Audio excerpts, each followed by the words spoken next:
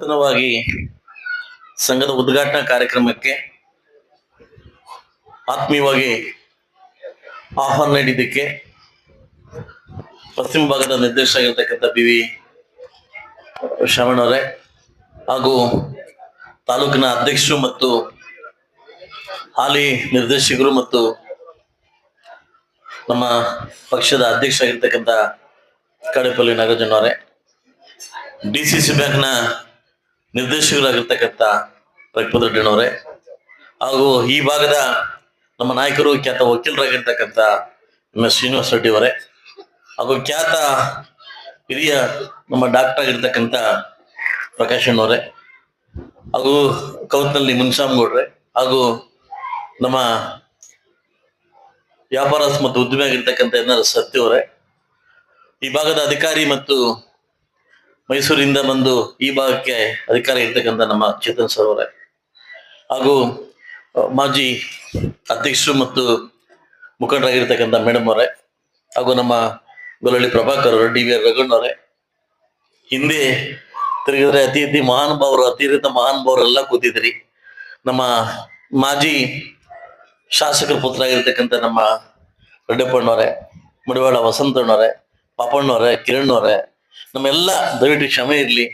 ಎಲ್ರಿಗೂ ನಮಸ್ಕರಿಸುತ್ತಾ ಇವತ್ತಿನ ದಿವಸ ತಿರುಮನಹಳ್ಳಿ ಗ್ರಾಮಕ್ಕೆ ನಮ್ಮ ಋಣ ಇತ್ತು, ಆ ಋಣ ಇವತ್ತು ತೀರಿಸ್ಕೊಂಡಿದೀವಿ ಅಂತ ಹೇಳಕ್ ಬಯಸ್ತೀನಿ. ನನ್ನ 2018 ಮತ್ತು 23ರಲ್ಲಿ ಯಥೇಚ್ಛವಾಗಿ ವೋಟ್ ಕೊಟ್ಟಿರ್ತಕ್ಕಂಥ ಊರು ಇದ್ರೆ ನಮ್ಮ ಪಂಚಾಯತಿಯಲ್ಲಿ ಇಡೀ ತಾಳೂರು ಪಂಚಾಯತಿ ಯಥೇಚ್ಛವಾಗಿ ವೋಟ್ ಕೊಟ್ಟಿರ್ತಕ್ಕಂಥ ಊರು ಅಂತಂದ್ರೆ ತಿರುಮನಹಳ್ಳಿ.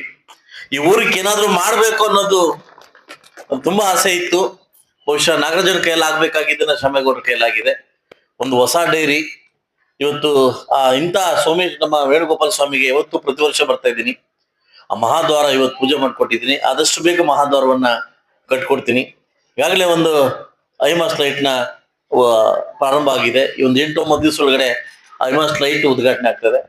ನಾನು ಮಂಜಣ್ಣವ್ರಿಗೆ ಕೇಳಿದ್ದೀನಿ, ಇನ್ನೇನ್ ಬೇಕು ಹೇಳಪ್ಪ, ಖಂಡಿತವಾಗಿ ಊರಿಗೆ ಮಾಡ್ಕೊಡ್ತೀನಿ ಅಂತ ಕೂಡ ಹೇಳಿದ್ದೀನಿ. ನಾನು ಆದಷ್ಟು ಬೇಗ ನೀವು ಹೇಳಿರ್ತಕ್ಕಂಥ ಎಲ್ಲಾ ಕೆಲಸ ಕಂಪ್ಲೀಟ್ ಮಾಡಿ ಖಂಡಿತವಾಗಿ ನಿಮ್ಮೂರಿಗೆ ಮತ್ತೊಮ್ಮೆ ಬರ್ತೀವಿ ಅಂತ ಹೇಳ್ತಾ ಇವತ್ತು ಉದ್ಘಾಟನೆ ಇವತ್ತು ಎಷ್ಟು 1000 ಲೀಟರ್ 1200 ಲೀಟರ್ ಊರಿಂದ ಬರ್ತದೆ. ಇದಕ್ಕೆ ಹೋಗ್ತಾ ಇತ್ತು ತೈದೂರಿಗೆ.